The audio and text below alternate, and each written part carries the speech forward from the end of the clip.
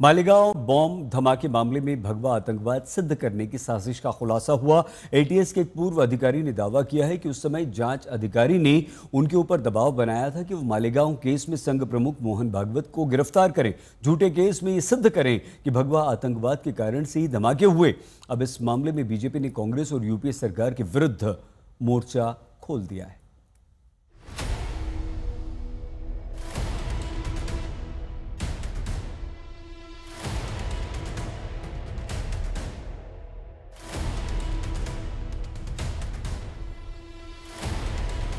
From terrorism. ये agenda था।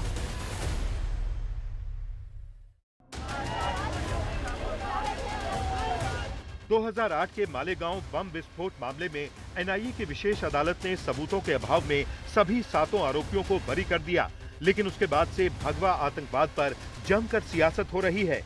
सवाल है कि क्या वाकई तत्कालीन यूपीए सरकार ने साजिश के तहत भगवा आतंकवाद की थ्योरी साबित करने के लिए जांच को प्रभावित किया था, क्योंकि पूर्व एटीएस अधिकारी महबूब मुजावर ने आज तक से बातचीत में बड़ा दावा करते हुए कहा है कि मालेगांव विस्फोट के बाद तत्कालीन जांच अधिकारी परमवीर सिंह ने संघ प्रमुख मोहन भागवत की गिरफ्तारी का आदेश दिया था। साथ ही उन्होंने ये भी आरोप लगाया कि उन पर भगवा आतंकवाद साबित करने के लिए झूठी जांच करने का दबाव भी डाला गया था। मुजावर ने कहा है कि इस आदेश का विरोध करने पर उनके खिलाफ झूठे मामले दर्ज किए गए थे। परमवीर सिंह और उनके ऊपर के अधिकारी ने मेरे को आदेश देके बुला के लेके कहा गया था कि ये लोगों को पकड़ के लाओ। वो रामजी कलसंगरा, दिलीप पाटीदार, संदीप डांगे और आदरणीय मोहन भागवत, ये लोगों को लाने के लिए मेरे को नेमा गया था। भगवा आतंकवाद के आरोप को लेकर कांग्रेस में भी आर पार की लड़ाई दिख रही है। महाराष्ट्र के पूर्व मुख्यमंत्री और कांग्रेस के वरिष्ठ नेता पृथ्वीराज चव्हाण ने भी भगवा आतंकवाद शब्द पर ऐतराज जताया है, जिसने बीजेपी को कांग्रेस पर हमले का बड़ा मौका दे दिया। भगवा शब्द का प्रयोग न करें, कि भगवा ये महाराष्ट्र की 14 करोड़ जनता के लिए एक पवित्र शब्द है। ये भगवा जो है वो छत्रपति शिवाजी महाराज का झंडा था, जो कि एक स्वतंत्रता का प्रतीक है। अगर आपको किसी धर्म का नाम लें तो हिंदू टेरर कहिए, हिंदू फंडामेंटलिस्ट टेरर कहिए, सनातनी टेरर कहिए, लेकिन भगवा न करिए। ये निर्देश दिया गया था महबूब मुजावर जी को कि आप इस भगवा आतंकवाद के नैरेटिव को आगे बढ़ाइए और किसी भी कीमत पर मोहन भागवत जी की गिरफ्तारी होनी चाहिए। इस प्रकार के विंडिक्टिव एटीट्यूड के साथ उस समय की कांग्रेस पार्टी काम कर रही थी और यह सब कुछ गांधी परिवार के कहने पर हो रहा था। उस समय की जो सरकार है, इस सरकार ने वोट की राजनीति के लिए हिंदू टेरर और भगवा आतंकवाद ये शब्द तैयार किए थे और राष्ट्रीय स्वयंसेवक संघ के अधिकारी पदाधिकारी इनको टारगेट करने का ये षड्यंत्र था। तमाम हिंदुओं को आतंकवादी ठहराने का प्रयास ये कांग्रेस के माध्यम से उस समय किया गया था। उधर पृथ्वीराज चव्हाण के हिंदू आतंकवाद वाले बयान पर समाजवादी पार्टी के सांसद रामगोपाल यादव से सवाल हुआ तो उन्होंने कहा कि क्या लिंचिंग आतंकवाद नहीं है। ये जो चीजें हैं सब कोई यूनिवर्सल ट्रुथ नहीं है कि इतनी बड़ी आबादी में कह दे कोई है नहीं। लिंचिंग क्या है? What is lynching? लोगों को जबरदस्ती मार देना, गाय लिए जा रहे हैं, ट्रक में जा रहा है, ये भी नहीं देख रहे हैं कौन है, उनकी हत्याएं कर दी जाएं, इसको आतंकवाद नहीं कह सकते।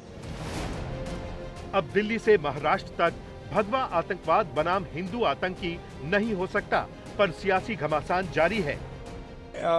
इतना बड़ा समय ये जो बेकसूर लोगों ने बिताया है जेल में, ये उनके लिए बहुत ही दुर्भाग्यपूर्ण रहा है।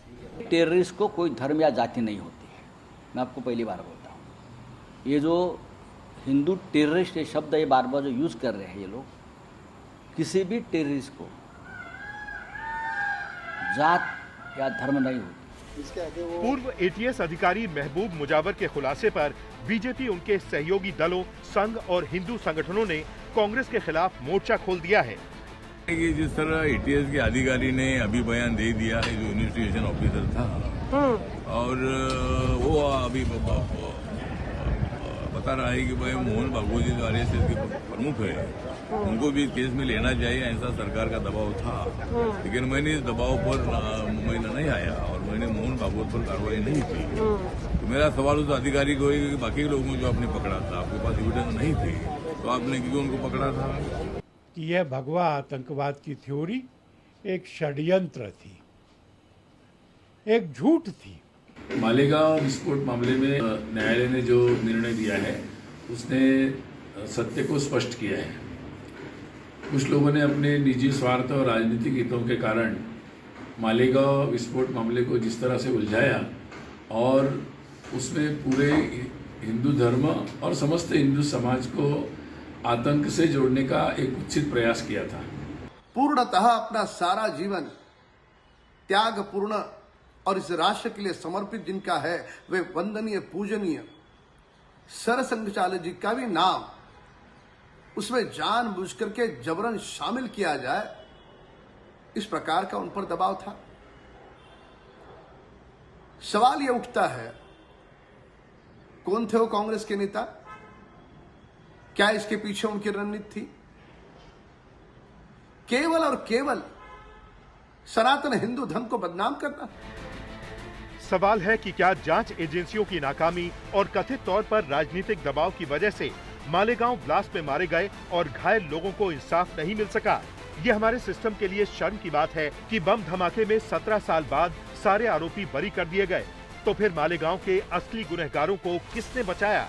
या अगर यही आरोपी थे तो जांच एजेंसियां सबूत क्यों नहीं जुटा सकी? आज तक ब्यूरो।